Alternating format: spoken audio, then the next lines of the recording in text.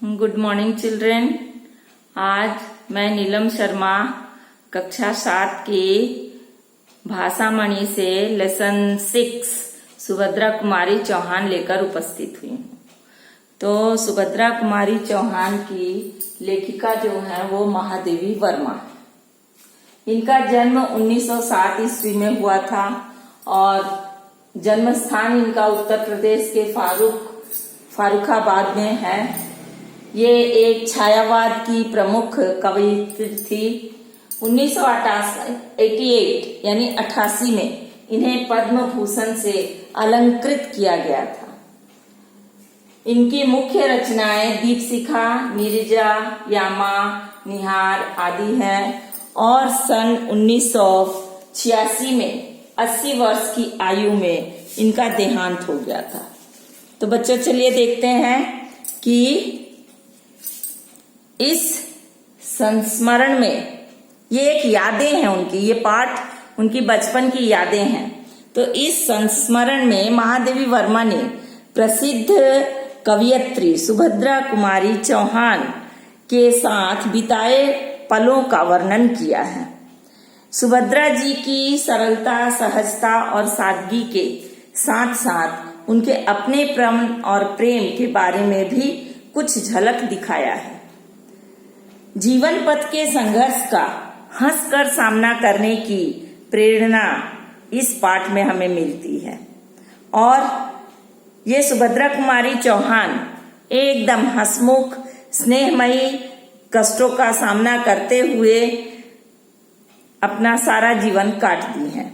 सुभद्रा जी ने महादेवी को जो प्रेम दिया वह इस पाठ में हम पढ़कर जान सकेंगे।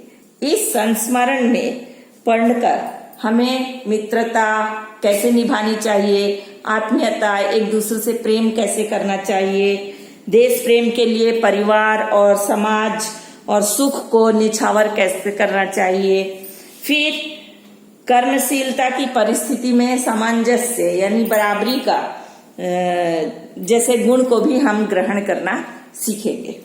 अभी मैं इस परिचय के साथ ही रुकती हूँ और इसी में से मैं कुछ प्रश्न भी आपसे पूछती हूँ। ठीक है, इसमें तो आपको कोई शब्दार्थ वगैरह नहीं मिलेंगे लेकिन प्रश्न आपको जरूर मिलेंगे। तो चलिए मैं कुछ प्रश्न आपसे पूछ ही लेती हूँ कि सुभद्रा कुमारी चौहान पाठ की लेखिका कौन है।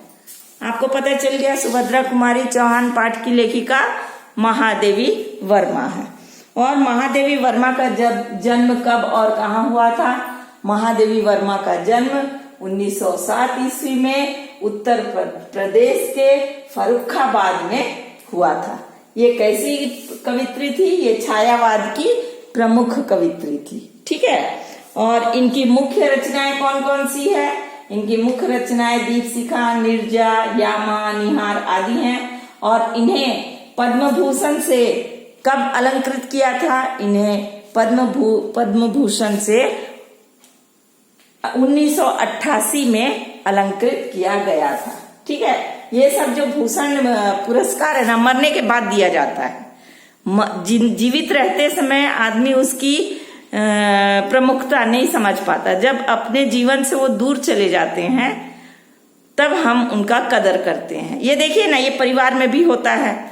माँ बाप को हम सम्मान नहीं देते हैं, इज्जत नहीं करते हैं। बच्चे, आज के बच्चे बड़े होके तो इतना भी कहते हैं कि अपने बूढ़े माँ बाप को आज शकल सूरत अगर अच्छा नहीं होगा तो बोल देंगे ये हमारा नौकर है।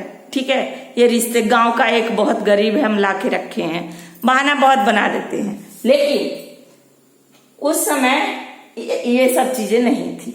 ठीक है, तो ये पुरस्कार भी वैसे ही दिया जाता है जब हमारे माता पिता या हमारे प्रियजन या जिसे हम सम्मान करना चाहिए था, जब हम उनसे दूर हो जाते हैं तब हमें याद आती है कि वो हमारे जीवन में कितने इम्पोर्टेंट थे। ठीक है, तो इस तरह से इनकी मृत्यु जो है कब हुई थी? 1987, जब ये 80 साल की थी तब हुई थी।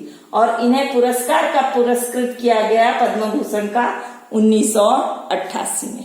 ठीक है, तो इसके साथ ही मैं इस पहला इंट्रोडक्टरी पार्ट को समाप्त करती हूँ और तुरंत आपको अनुच्छेद का यानी पैराग्राफ वाइज आपको अब समझाऊंगी। तब तक के लिए धन्यवाद करें। नमस्कार।